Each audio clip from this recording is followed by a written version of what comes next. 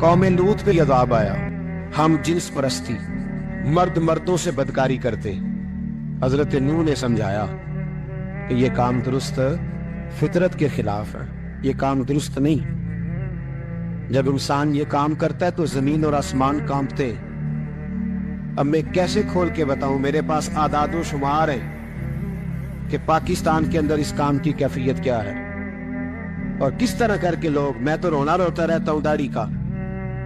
لوگ کئی دفعہ کہتے ہیں حضرت صاحب پہلے بھی آئے تھے تو داڑھی کی بات، پھر بھی آئے تو داڑھی کی بات، تو میں رونا روتا ہوں۔ اس لیے روتا ہوں کہ جو کلین شیو نوجوان ہوتا ہے وہ امرد کے حکم میں، اس پر وہی حکم لگتا ہے جو عورت پہ لگتا ہے۔ اس کے ساتھ مرد کا اٹھنا بیٹھنا اسی طرح ناجائز ہے جس طرح عورت کے ساتھ۔ حضرت جنید بغدادی رحمت اللہ تعالیٰ علیہ کے سامنے ایک شخص نے کہا وہ کتنا خوبصورت نوجوان جا رہا ہے، تو آپ فرمانے لگے تو حافظ قرآن نہیں کہا؟ ہاں۔ فرمانے لگے جا اپنے حفظ کی خیر بنا۔ وہ شخص کہتا ہے میں نے اس بغیر داڑھی والے کلین شیو نوجوان کو بری نظر سے دیکھا، مجھے قرآن پاک ہی بھول گیا، سارا قرآن پاک بھول گیا۔ اور کتنے سال میں دعائیں کرتا رہا، بیت اللہ کے طواف کرتا رہا، میں یاد بھی کرتا تو نہیں ہوتا۔ کیسے اب تو ہمارا نعت کہاں بیوٹی پارلر سے ہو کے آتا ہے، ہم کسی اور کو کیا پیغام دیں؟ وہ پیغام، وہ نظام، وہ طریقہ کار جس کا حکم تھا شریعت میں، قوم لوط پر عذاب آیا۔ صحیح بیٹھتے ہوں گے بچے جو موٹر سائیکلوں پہ بیٹھتے ہیں، لیکن میں نے، یہ درد ہے، میں نے گجرانوالہ کی سڑکوں پہ بچوں کو، نوجوانوں کو جو تماشے کرتے سرے عام دیکھا ہے تو مجھے ڈر لگتا ہے۔ اور کوئی روکنے والا نہیں، شغل ہو رہا ہے، ہنس رہے، اور سامنے عورتیں بھی ہے، سب ہو رہا ہے۔ کتنی تکلیف کی بات۔ حضرت نوح کی قوم یہ کام کرتی تھی، قرآن پاک نے بیان کیا ہے۔ حضرت نوح نے سمجھایا، فرمایا رب کریم نے تمہیں اپنی خواہش پوری کرنے کے لیے جائز طریقہ عطا فرمایا، عورتوں سے نکاح کرو، اور اس نکاح کی برکت سے جو اللہ تمہیں اولاد دے گا اس کو اللہ تبارک و تعالیٰ تمہارے لیے باعث بخشش بھی فرمائے گا۔ لیکن جب قوم نہ مانے تو جو قوم لوط کا عمل کرے اس کا علاج قرآن نے بیان فرمایا کہ آسمان سے پتھر برسیں گے، پتھر برسے، اور جن کے بڑے بڑے اچھے دماغ تھے ان کے دماغ چکنا چور کر دیے گئے، تباہ کر دیے گئے، ان کے دماغ زمین پر بچھاڑ دیا گیا۔ پڑھو کیا، بارک اللہ فی اہلک و مالک، کہا کرو اللہ تیرے مال میں بھی برکت عطا فرمائے اور تیری اولاد میں بھی برکت عطا فرمائے۔ تو یہ دعائیں تو نبی پاک صلی اللہ علیہ وسلم نے سکھائیں، اور اگر اللہ خیر فرمائے کسی عالم نے کہہ دیا ہے تو آپ اس طرح کر کے اس کا غلط مفہوم نہ لیں۔ کسی قاری صاحب نے، اور قاری صاحب کو شوق کوئی نہیں ہوتا پیسے اکٹھے کرنے کا، وہ تو کمیٹی والے کہتے ہیں نہ اکٹھے کیے تو چھٹی کرا دینی ہے، اس لیے وہ اکٹھے کر لیتے ہیں بیچارے کئی دفعہ اسپیکر کھول کے۔ تو اب وہ جو سن رہا ہے اس کا بھی پریشر بڑا ہوا ہے، کہتا ہے سون نہیں دیتا پہ بہن۔ تو بارک اللہ فی اہلک و مالک، اللہ تیرے اہل میں بھی برکت کرے، اللہ تیرے مال میں بھی۔ یعنی جب بھی تمہیں کوئی ہدیہ دے تو اس کے مال کے لیے بھی دعا کرو اور اس کی اولاد کے لیے بھی دعا کرو، یہ حضور نے ہمیں سکھایا۔ قرض ایک صحابی پہ بڑا چڑھ گیا تو حضرت عبداللہ ابن مسعود سے کہنے لگے قرضہ بڑا چڑھ گیا، فرمانے لگے تمہیں وہ دعا نہ سکھاؤں جو ہمیں نبی پاک نے سکھائی ہے؟ فرمایا اگر تمہارے اوپر پہاڑ کے برابر بھی قرضہ ہوگا تو اللہ تمہارے قرضے کا بندوبست فرما دے گا۔ اور مسئلہ یہ ہے دعائیں یاد کرنی پڑتی ہیں اور پڑھنی پڑتی ہیں، یاد کرنی پڑتی ہیں، اور ہم ہیں تعویذ پہ لگے ہوئے کہ کچھ لکھ کے دے دیں تاکہ باندھ لوں۔ دعا سکھائی نبی پاک نے، کیا فرمایا اللہم اکفنی بحلالک عن حرامک واغننی بفضلک عمن سواک۔ فرمایا یہ دعا مانگا کرو، اے اللہ مجھے کفایت کرنے والا رزق عطا فرما اور مجھے حرام سے بچا، اور مجھے اپنے فضل کے ساتھ دوسروں سے بے نیاز کر دے۔ یعنی اس کا سادہ ترجمہ یہ ہے کہ اللہ بندوں کا محتاج نہ کر، مجھے اپنا محتاج۔ فرمایا یہ دعا پڑھو ادائے قرض کے لیے، ادائے قرض کے لیے یہ دعا پڑھو، اللہ تبارک و تعالیٰ پہاڑ کے برابر بھی قرضہ ہوگا تو تمہیں اللہ اس سے نجات عطا کر دے گا۔ نبی پاک صلی اللہ تعالیٰ علیہ وسلم نے ایک حدیث میں غصے کی دعا بھی بتائی ہے۔ ایسے میرے خیال میں لوگوں کو غصہ نہیں آتا، آج کل غصہ نہیں آتا، لوگوں میں تکبر آ گیا ہے، اپنے سے چھوٹے پہ غصہ آتا ہے، اپنے سے تگڑے پہ کیوں نہیں آتا؟ جس آدمی نے گلی پہ خیرات مانگنے والے پہ غصہ کیا وہ ایس ایچ او صاحب پہ کیوں نہیں کرتا؟ غصہ تو غصہ ہے نا، سب پہ ہونا چاہیے، لیکن بڑا سمجھدار غصہ ہے۔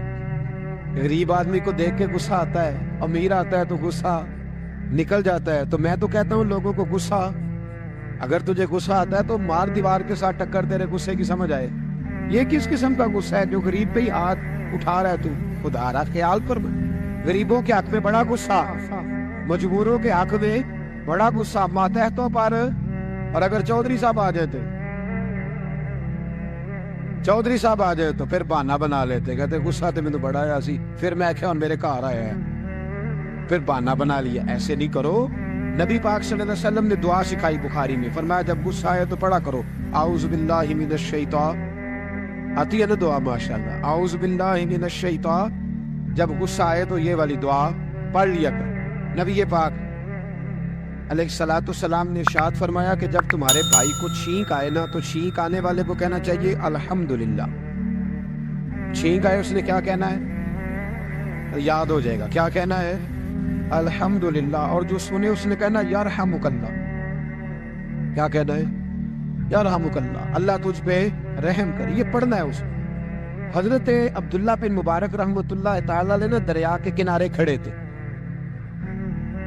کشتی سے اترے تھے ابھی اور وہیں کھڑے تھے، تو ایک آدمی، دو چار لوگ کشتی میں کنارے سے آپ کے پاس سے گزرے، تو ایک کو چھینک آئی، اس نے کہا الحمدللہ۔ اب سنت ہے کہ جواب دو یرحمک اللہ، اللہ تیرے اوپر رحم فرما، جواب دینا تھا، لیکن وہ کشتی تیزی سے گزر گئی۔ حضرت عبداللہ بن مبارک رحمۃ اللہ تعالی علیہ نے ملاح کو بلایا، فرمانے لگے اس کشتی کا پیچھا کرنا ہے۔ وہ کہنے لگا سواریاں بیٹھیں گی تو جاؤں گا۔ اس زمانے میں جو پوری کشتی کا ایک سائیڈ کا کرایہ تھا وہ 5 دینار تھا۔ فرمانے لگے تو نہ اس طرح کر، اسپیشل مجھے لے جا بٹھا کے۔ کیا لے گا؟ اس نے کہا 20 دینار لوں گا، فرمایا 20 ہی دوں گا۔ اس کشتی کا پیچھا کیا اور جس آدمی کو چھینک آئی تھی نا اس سے جا کے یرحمک اللہ کہا، اس نے جواب میں جزاک اللہ کہا، تو آپ فرمانے لگے میرا کام ہو گیا، واپس چل۔ ملا دنیا دار تھا، وہ سوچنے لگا، پہلے تو اس نے سوچا میرا کیا ہے، 20 دینار تو ان کے گئے ہیں، لیکن جب اترنے لگے نا تو 20 دینار دیے یا 20 درہم دیے، تو وہ کہنے لگا حضرت جی صرف ایک لفظ کہنے کے لیے آپ نے اتنا پیسہ خرچ کر دیا؟ فرمایا لفظ کہنے کے لیے نہیں، اپنے مصطفیٰ کی سنت ادا کرنے کے، اپنے نبی پاک علیہ السلام کی سنت ادا کرنے کے لیے۔ یرحمک اللہ، اللہ تیرے اوپر رحمت کرے۔ کس طرح کا خوبصورت انداز سکھایا۔ دیکھیے ایک حدیث ترمذی شریف میں نبی پاک صلی اللہ علیہ وسلم نے فرمایا کسی بیمار کو دیکھ کے یا کسی مصیبت میں مبتلا آدمی کو دیکھ کے تم یہ دعا پڑھ لو، تمہیں کبھی وہ مصیبت نہیں آئے گی۔ کیسی خوبصورت دعا ہے۔ کسی مصیبت زدہ کو، بیمار کو دیکھ کے پڑھو، تمہیں کبھی وہ مصیبت الحمدللہ الذی عافانی مما ابتلاک بہ وفضلنی علی کثیر ممن خلق تفضیلا۔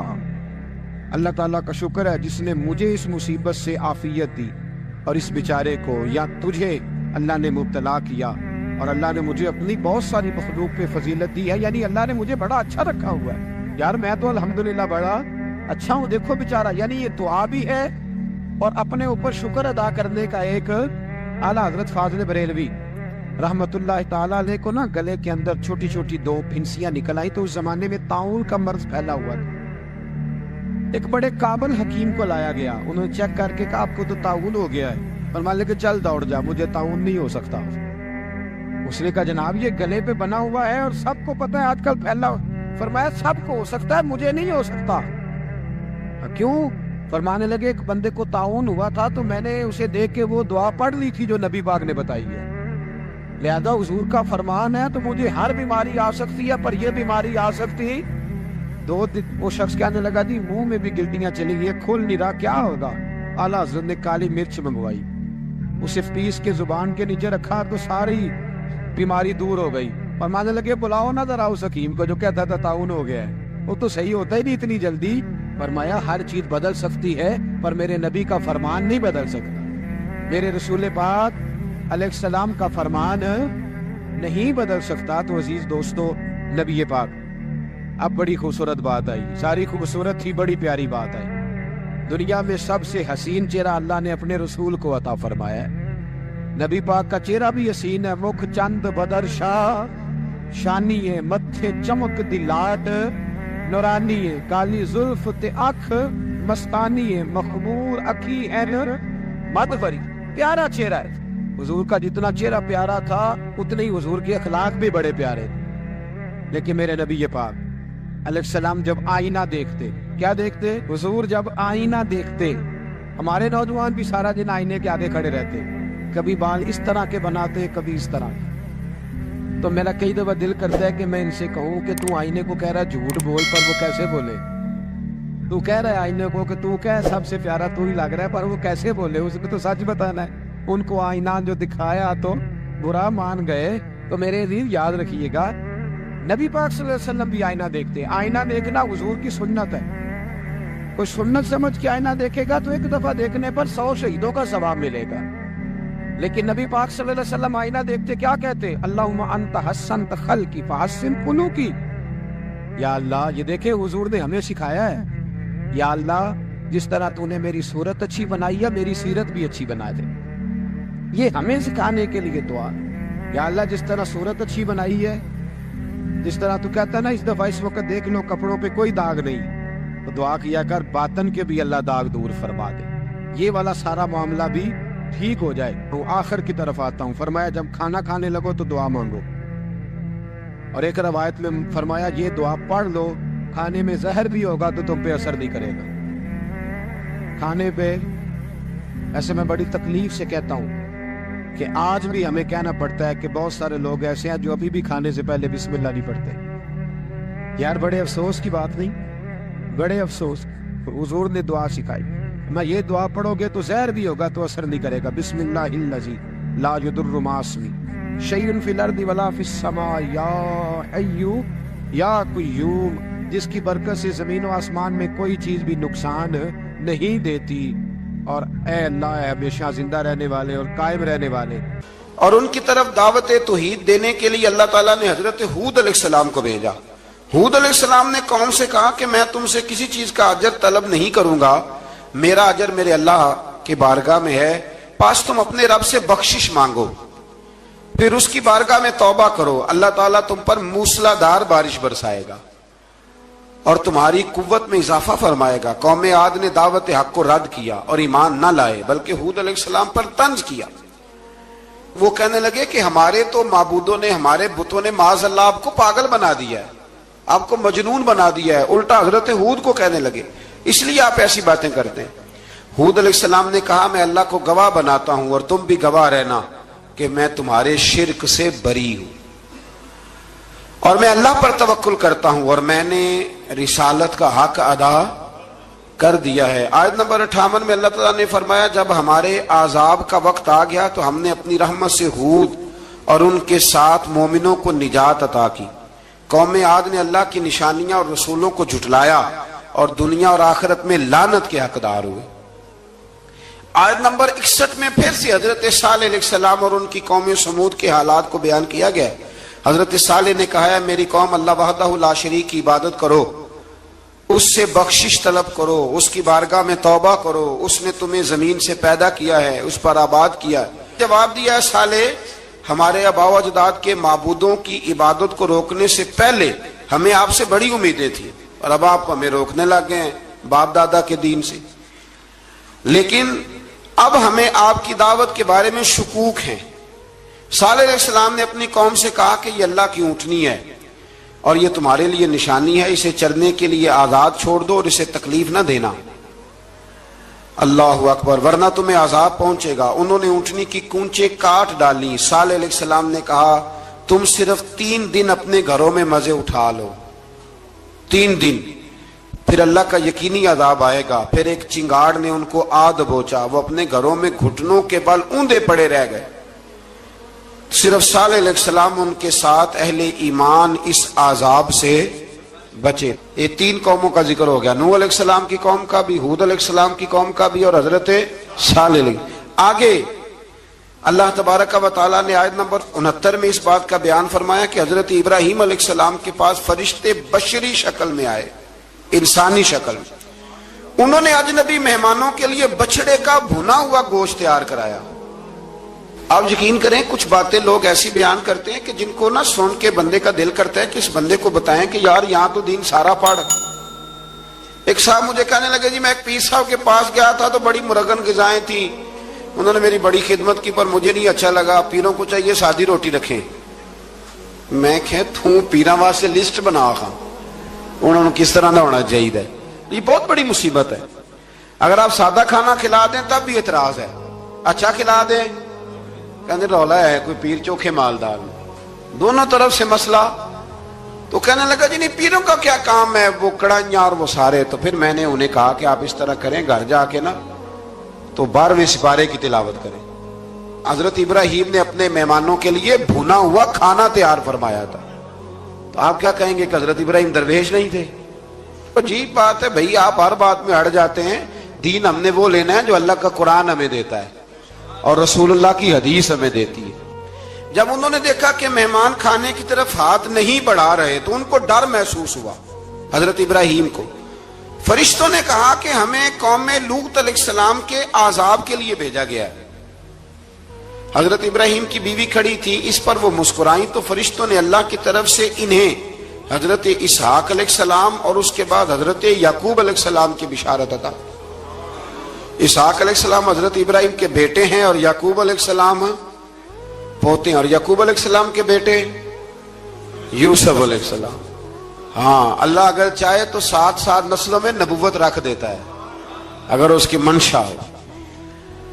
تو حضرت یعقوب کی بشارت دی. انہوں نے حیرت سے کہا کہ ہم دونوں میاں بیوی تو بوڑھے ہیں, اس عمر میں اولاد کیسے ہوگی؟ تو فرشتوں نے جواب دیا اے ابراہیم کے گھر والو, تم پر اللہ کی رحمتیں اور برکتیں ہوں. اللہ کی قدرت پر تمہیں کیوں تعجب ہے؟ اللہ فرماتا ہے کہ بیٹے کی بشارت سن کر ابراہیم کا خوف دور ہو گیا اور پھر وہ قوم لوط کے بارے میں گفتگو کرنے لگے. ابراہیم بہت بردبار, اللہ سے آہوزاری کرنے والے اور اس کی طرف رجوع کرنے والے تھے. اللہ تعالیٰ نے حضرت ابراہیم علیہ السلام کو فرمایا اے ابراہیم اس گزارش سے آپ گریزہ رہیں, اس کا یقینی فیصلہ ہو چکا ہے اور ان پر نہ ٹلنے والا عذاب نازل ہو کے رہے گا. وہ کیا گناہ کرتے تھے لوط علیہ السلام کی قوم میں میں نے بتایا تھا, مرد مردوں سے بدفعلی کرتے. تو حضرت ابراہیم نے بھی عرض کی, بار بار گزارش کی, بحث کی کہ اللہ مہربانی فرما ان کا عذاب. آپ دیکھیں نبیوں کے حوصلے کتنے بڑے ہیں. قومیں تنگ کرتی ہیں اور طرح طرح کی باتیں کرتی ہیں اور پیغمبر پھر بھی کہتے ہیں یا اللہ مہربانی فرما, اے اللہ ان سے عذاب. آیت نمبر 77 میں حضرت لوط علیہ السلام کی قوم کی بدعمالیوں اور لوط علیہ السلام کے اپنی قوم کو بدعمالیوں کے باعث فرشتوں کی آمد, قوم کے بدعمال لوگوں کے دوڑ کر آنے اور حضرت لوط کو ان کے سمجھانے اور ان کے انکار پر مضطرب ہونے کا ذکر ہے, جس پر فرشتوں نے حضرت لوط کو تسلی دی کہ آپ فکر نہ کریں, ہم آپ کے رب کے فرشتے ہیں, یہ آپ اور ہم تک نہیں پہنچ سکیں گے. آپ رات کے آخری حصے میں قوم کی طرف توجہ کیے بغیر ہجرت فرما لیں, اس لیے کہ صبح کے وقت ان پر عذاب آئے گا. جب اللہ کا عذاب آیا تو اس نے بستی کے اوپر کے حصے کو نیچے کر دیا اور قوم لوط کے اوپر اللہ کی طرف سے لگاتار نشان زدہ پتھر برسائے گئے, لگاتار پتھر آئے. آیت نمبر 84 میں اللہ تعالیٰ نے حضرت شعیب علیہ السلام اور ان کی قوم کا ذکر فرمایا ہے اور ان کے جرائم کو بیان کیا گیا ہے. وہ ناپ تول میں کمی کرتے تھے, دوسروں کو چیزیں کم تول کر دیتے تھے. اللہ تعالیٰ نے ان سے فرمایا کہ فساد فی الارض سے باز آؤ اور اپنے سے پہلے سرکش امتوں کا انجام دیکھ لو. جب حضرت شعیب کی نصیحتوں کا ان پر اثر نہ ہوا تو پھر اللہ تعالیٰ نے انہیں بھی عذاب سے ہلاک کر دیا. آیت نمبر 94 میں فرمایا کہ جب ہمارا عذاب آیا تو ہم نے اپنی رحمت سے حضرت شعیب اور ان پر ایمان لانے والوں کو بچا لیا اور ظالموں کو ایک زبردست چنگاڑ نے پکڑ لیا تو صبح وہ اپنے گھروں میں اوندے منہ پڑے تھے, گویا وہ کبھی وہاں آباد تھے ہی نہیں. آیت نمبر 96 میں حضرت موسیٰ علیہ السلام کو عطا کیے جانے والے 9 معجزات کا ذکر ہے. پھر فرعون اور اس کے پیروکاروں کے باطل روش کے باعث ان کی ہلاکت کا بھی ذکر فرمایا اور دنیا اور آخرت میں انہیں ملعون یعنی لعنتی قرار دیا. جن بستیوں کو اللہ تعالیٰ نے ہلاک کیا ان میں سے بعض کے آثار موجود ہیں اور بعض کے آثار تک معدوم ہو چکے. ان میں سے ہر بستی والے اپنے ظلم کے باعث ہی ہلاک ہوئے. اللہ تعالیٰ کسی پر ظلم نہیں فرماتا. لوگ خود اپنی جانوں پر ظلم کرتے ہیں. جو شخص عذاب آخرت سے ڈرتا ہے اس کے لیے اس میں نشانیاں موجود ہیں. آیت نمبر 106 سے اللہ تعالیٰ نے انجام کے اعتبار سے لوگوں کی دو قسمیں بیان کی. دو قسمیں فرمایا، ایک ہیں سعادت مند لوگ اور دوسرے ہیں بدبخت.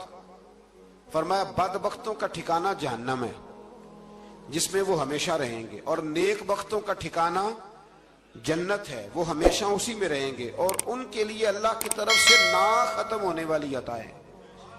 آیت نمبر 110 میں حضور صلی اللہ علیہ وسلم کو تسلی دی گئی کہ جس طرح یہ لوگ قرآن کے بارے میں اختلاف کرتے ہیں، اسی طرح قوم موسیٰ نے تورات کے بارے میں بھی اختلاف کیا تھا، اور اللہ نے ان کے اعمال کا پورا بدلہ انہیں دیا.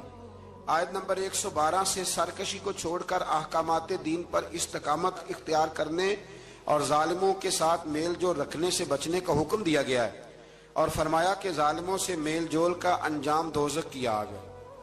ہم لوگ نہ شکوہ کرتے ہیں، کسی حکومت کو بنے ہوئے 6 مہینے گزرتے ہیں تو شکوہ شروع ہو جاتا ہے، حالانکہ وہ خود تو نہیں نہ بنتے، ان کو کوئی بنانے والا ہے. تو ظالم کا جو مددگار ہوتا ہے وہ بھی ظالم ہوتا ہے. اس لیے احتیاط کریں. اور یہ صرف سیاستدانوں کی بات نہیں، دنیا کے ہر معاملے میں آپ غور کریں کہ آپ کسی ظالم کے مددگار تو نہیں. اللہ تعالی ہمیں حق پر استقامت عطا فرمائے.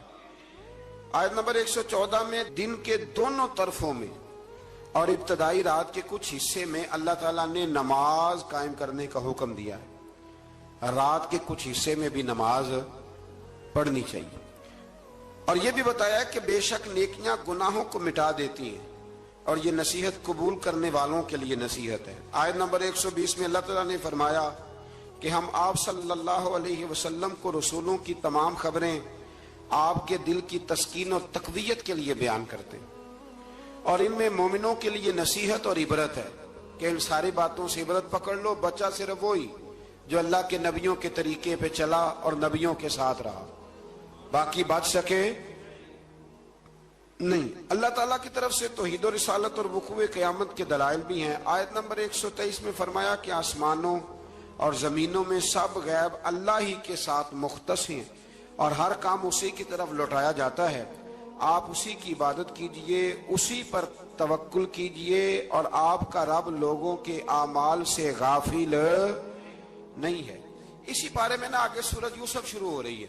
اس کو اللہ تعالیٰ نے کہا ہے کہ یہ بڑا پیارا قصہ ہے، احسن القصص کا، قصوں میں سونا قصہ.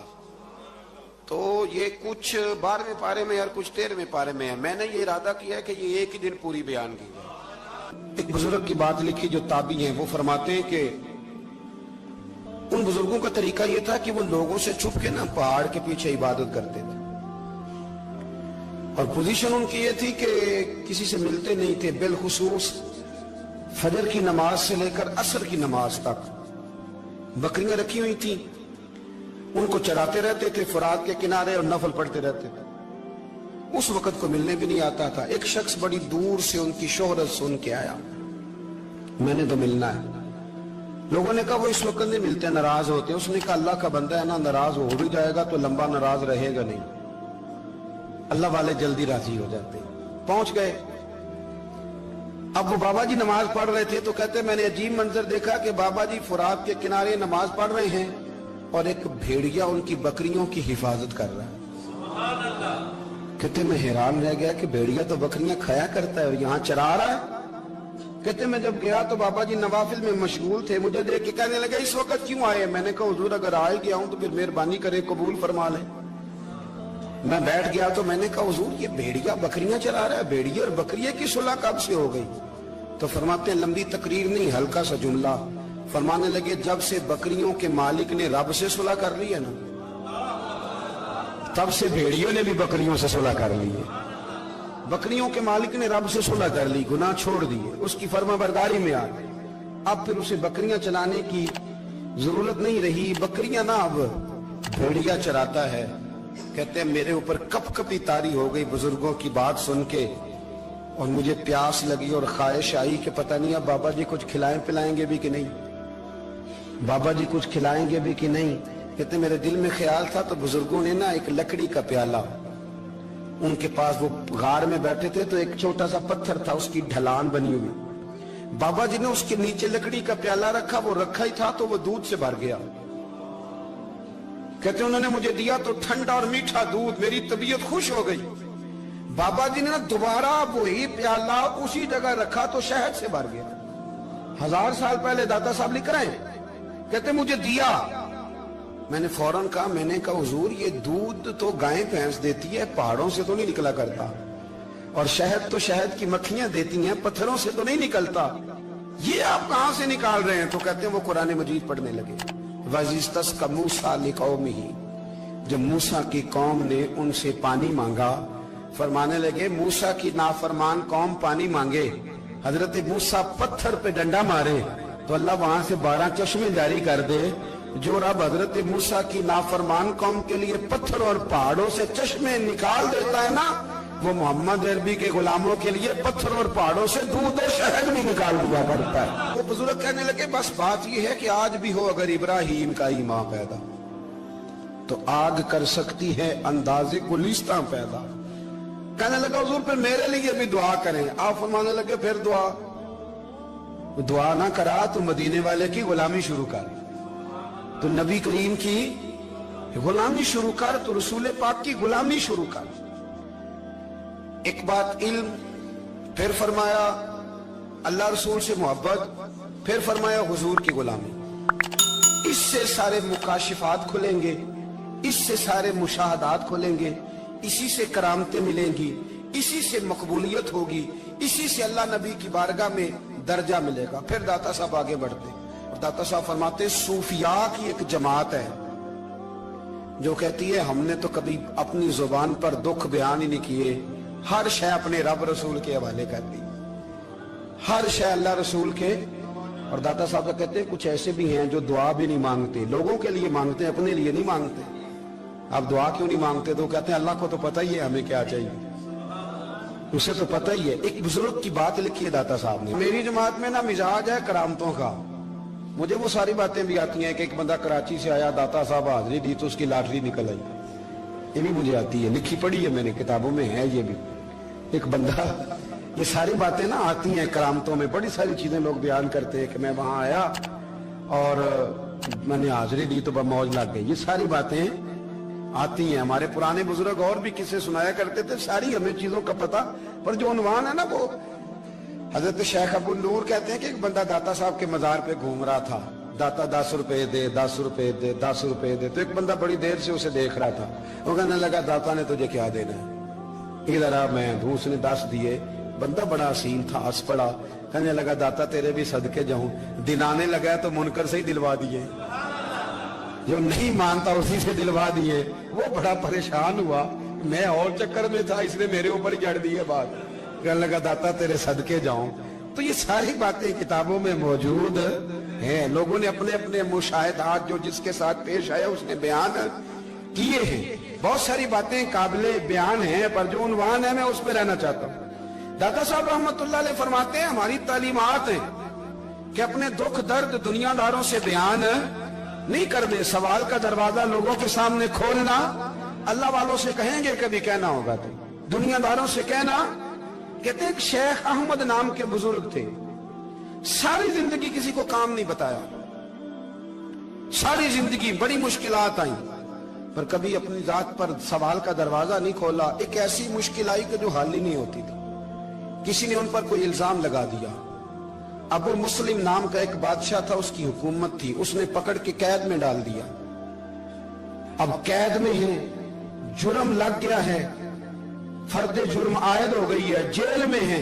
लोग कहने लगे हजरत जी अपनी सफाई में कुछ कहें, और मानने लगे सारी जिंदगी बंदों से कुछ नहीं कहा, अल्लाह रसूल को पता है मैं बेगुनाह हूं, मुझे कहने की जरूरत नहीं। दाता गानी बख्श अली हजवेरी ने लिखा है, दाता साहब कहते हैं तू यकीन कामिल तो पैदा कर, तू ईमान तो पुख्ता कर।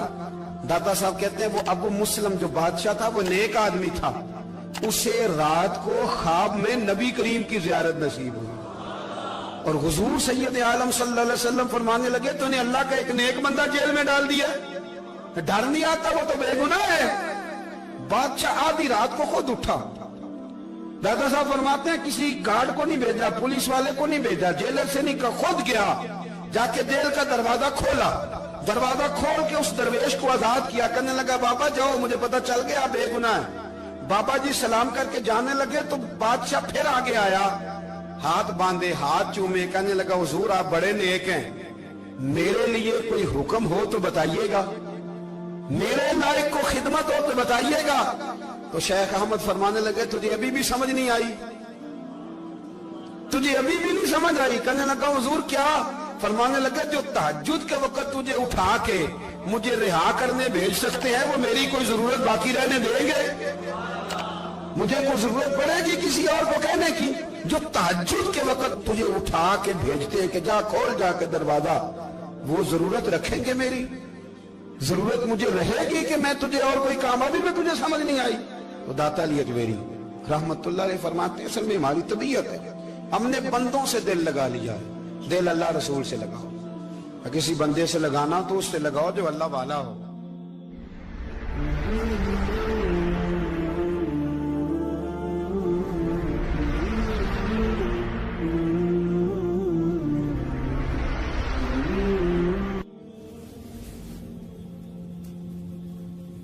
ये वाला रंग तेरे अंदर कोई नहीं। अबू सुफियान आए उन दिनों जिन दिनों हालात बड़े कठिन थे, इख्तलाफ शिद्दत का था।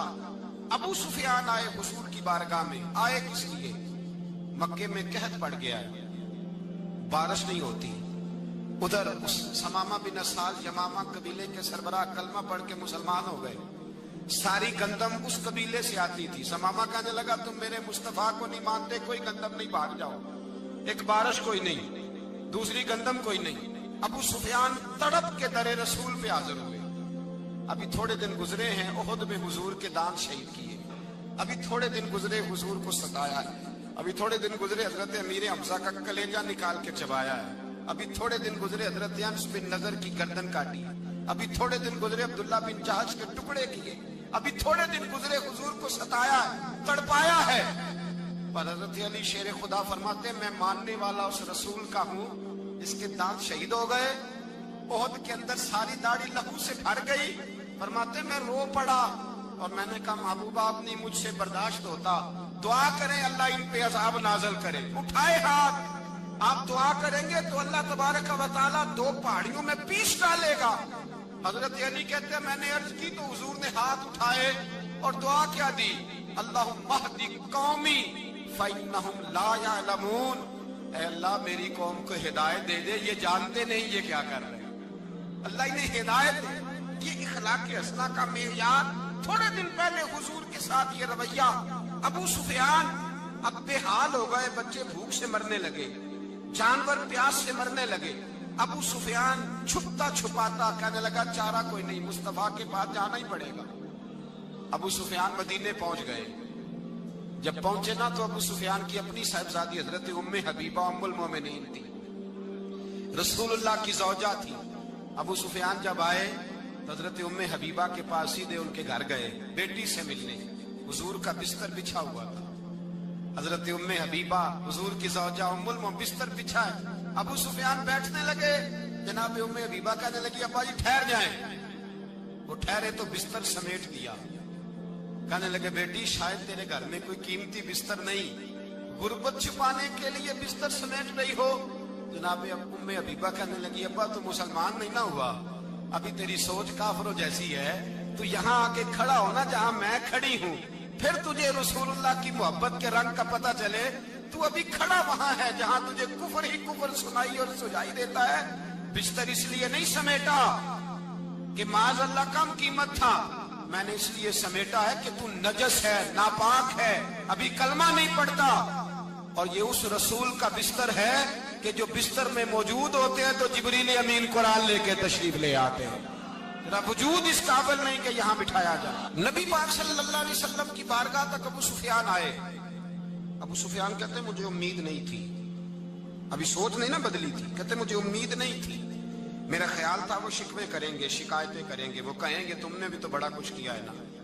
अबू सुफियान कहते हैं मैं कुर्बान जाऊं, میں نے یہ رنگ دیکھا تو مدینے کی فضا ویسے ہی بڑی ٹھنڈی تھی، لیکن مصطفیٰ کریم کے ساتھ جب میں نے بات کی تو میرے وجود پر گریا طاری ہو گئی، میرے اوپر کیفیت طاری ہو گئی، میں تڑپنے لگا۔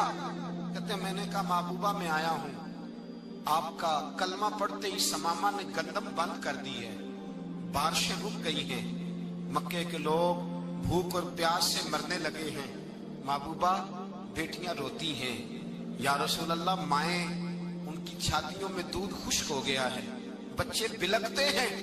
ابو سفیان کہتے ہیں میں دشمن تھا، سارے مکے کے لوگ دشمنی کرتے تھے، لیکن جب میں نے یہ لفظ کہے نا، اچانک میری نظر اٹھی تو مصطفیٰ کریم کی تو آنکھیں آنسو برسا رہی۔ کہتے میری بات بھی مکمل نہ ہوئی، حضور نے پہلے رکا منگوایا، سمامہ کے نام فرمایا پہلے تو انہیں غلہ اپنی مرضی سے دیتا تھا، اب تیرے نبی کا حکم ہے کہ پہلے سے بڑھ کر تو انہیں غلہ دینا ہے۔ اور پھر میرے مصطفیٰ نے ہاتھ اٹھائے۔ او بھائی مشکل ہوتا ہے، مشکل ہوتا ہے، سگے بھائی کے لیے لوگ دعا نہیں کرتے، کہتے میرا شریکہ ہے، ساس بہو کے لیے بہو ساس کے لیے دعا نہیں مانگتی، کہتے اختلاف ہے، لوگ لوگوں کی زندگی نہیں مانگتے، بیماری میں شفا نہیں مانگتے۔ ابو سفیان کہتے ہیں آمنہ کے لال تیرے قربان جاؤں۔ حضور نے ہاتھ اٹھائے اور کہا اے اللہ مکے کی سنگلاخ پہاڑیوں پہ بارش برسا، اے اللہ کھیتیاں ہری کر دے، اے اللہ ماؤں کی چھاتیوں میں دودھ بھر دے، اللہ عورتوں کو تازگی دے دے، بچوں کو رانائی دے دے، پھلوں پھولوں کو تازگی دے دے۔ ابو سفیان کہتے پہلے حضور رو رہے تھے، اور جب نبی پاک کی دعا دیکھی تو میں نے رونا شروع کر دیا، میں نے رونا شروع کر دیا۔ کہتے واپس آیا تو وہ احساس کہ یار یہ میں کس شخص سے مل کے آیا ہوں، یہ کس قسم کے آدمی سے مل کے آیا ہوں، یہ کیسا رنگ ہے، یہ کس قسم کا انداز ہے کہ جس کو میں پتھر مارتا رہا وہ میرے لیے دعائیں لے کے بیٹھا ہوا ہے، جس کو ساری زندگی ستایا ہے وہ میرے بچے کے لیے روتا ہے، میری بیٹی کے لیے اس کی آنکھ میں آنسو ہے، وہ ہمارے لیے تڑپ رہے ہیں۔ میرے بھائیوں، ابو سفیان کہتے ہیں پھر دوسرا جلوہ میں نے تب دیکھا جب حضور مکے آئے، اور میں تو آخر تک لڑنے آیا تھا نا، حدیبیہ تک۔ کہتے ہیں جب رسول پاک مکے آئے اور حضور نے اعلان معافی کیا تو بنتا تو یہ تھا کہ مجھے سزا ملتی، لیکن میرے مصطفیٰ کریم نے فرمایا جو ابو سفیان کے گھر میں چلا جائے گا میں اسے معاف کر دوں گا۔ کہتے ہیں میں نے کہا یہ میرے لیے کس قسم کی سزا تجویز کی ہے کہ میں عمر بھر دشمنی کرتا رہا اور یہاں رنگ عجیب ہے۔ حضور نے میرے لیے ہی اعزاز لکھ دیا، فرمایا جو ابو سفیان کی حویلی میں داخل ہو گیا میں نے معاف کیا۔ ابو سفیان کہتے ہیں پتہ نہیں کتنے پردے تھے جو اٹھ گئے، پتہ نہیں کتنی منزلیں تھیں جو طے ہو گئی، پتہ نہیں کتنے جلوے تھے جن کا نظارہ ہو گیا، اور میں نے غور سے چہرہ دیکھا تو میری آنکھوں سے پٹی اتر گئی، اور مجھے عبداللہ کے یتیم بیٹے کے پیچھے محمد الرسول اللہ کے جلوے نظر آنے شروع ہو گئے۔ اخلاقی قدریں جب موجود رہتی، یہاں تو لوگ مرے ہوئے شخص کو مارتے ہیں، یہاں تو سڑک پر کتنی گراوٹ ہے اور کتنا گر گیا ہے اخلاق ان لوگوں کا، ایکسیڈنٹ ہو گیا ہے، ٹرین کی پٹری سے اتر گئی ہے، چیخ و پکار ہے، آہیں ہیں، تڑپنا ہے، رونا ہے، سسکیاں ہیں، ماں کا بازو کٹا ہے پر وہ چیختی ہے ذرا میرے بیٹے کا پتہ کرو، باپ کی آنکھوں میں ریت پڑ گئی ہے پر وہ تڑپتا ہو میرا بیٹا تھا، چیخ و پکار ہو رہی ہے۔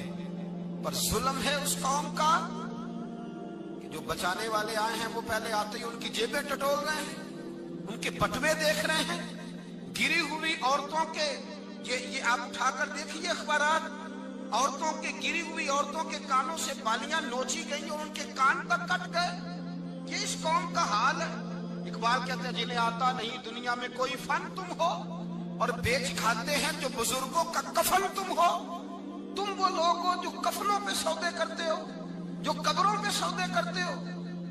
لوگ تجارتیں کرتے ہیں، اخلاقی پستی کا یہ عالم کہ لوگ قبروں پہ سجدے کرتے ہیں، بیٹے بیچ کے دہیز خریدتے ہیں۔ غریب کی بیٹی روز تڑپتی ہے، روتی ہے، روز سسکیاں لیتی ہے کہ کہاں سے وہ دروازہ کھلے گا جب میں بھی جب سہاگن ہوں گی، جب میرا باپ بھی عزت کے ساتھ مجھے رخصت کرے گا۔ اور غریب آدمی بیٹی کی شادی کے بعد اتنا دکھی رہتا ہے، وہ بھی کم ہی لوگ جانتے ہیں، وہ بھی وہی لوگ جانتے ہیں جو اس منظر سے گزرتے ہیں۔ ہمارا اخلاقی معاملہ اس قدر زیادہ تباہی کا شکار ہے. میرے مصطفیٰ کریم سید عالم نور مجسم صلی اللہ علیہ وسلم جذبات کا خیال رکھتے, احساسات کا خیال رکھتے, تصورات کا. او بھائی, اس سے بڑا اخلاق کا مظاہرہ کہاں سے لینے جاؤ گے؟ کہ آمنہ کے لال فرماتے ہیں میرا دل کرتا ہے نماز لمبی پڑھاؤں, نماز اللہ کی نماز, دل کرتا ہے لمبی نماز پڑھاؤں, میں لمبی لمبی سورتیں تلاوت کروں, میں کھل کے رب کریم کا قرآن پڑھوں, میں اللہ تبارک و تعالیٰ کے قرآن مجید کے ذائقوں میں کھو جاؤں. لیکن حضور فرماتے ہیں نماز میں کسی بچے کے رونے کی آواز آتی ہے, کسی بوڑھے کی ہائے کی آواز آتی ہے, کسی بیمار آدمی کی ہائے کی آواز آتی ہے. نبی پاک فرماتے ہیں میں اللہ کی نماز چھوٹی کر دیتا ہوں, اللہ کے بندوں کا خیال کرتا ہوں. میں رب کی نماز چھوٹی کر دیتا ہوں, رب کریم کے بندوں کا خیال کرتا ہوں. خدا کے بندے تو ہیں ہزاروں, بنوں میں پھرتے ہیں مارے مارے, میں اس کا بندہ بنوں گا جس کو خدا کے بندوں سے. میرے حبیب کریم سید عالم صلی اللہ علیہ وسلم نے فرمایا اللہ کریم نے بندے کو, مخلوق کو پیدا کرنے سے پہلے جو تحریر سب سے پہلے لکھی تھی نا, اللہ نے اپنے پاس جو جملے سب سے پہلے لکھے تھے بندے بنانے سے بھی پہلے, وہ فکر یہ تھے کہ ان رحمتی سبقت اعلی غضبی. رب کریم نے لکھا تھا بے شک میری رحمت زیادہ ہے, میرا غضب زیادہ نہیں ہے. اس طرح کے مزید اسلامک بیان دیکھنے کے لیے ہمارے چینل کو سبسکرائب کریں اور ویڈیو کو لائک کرنا مت بھولیے.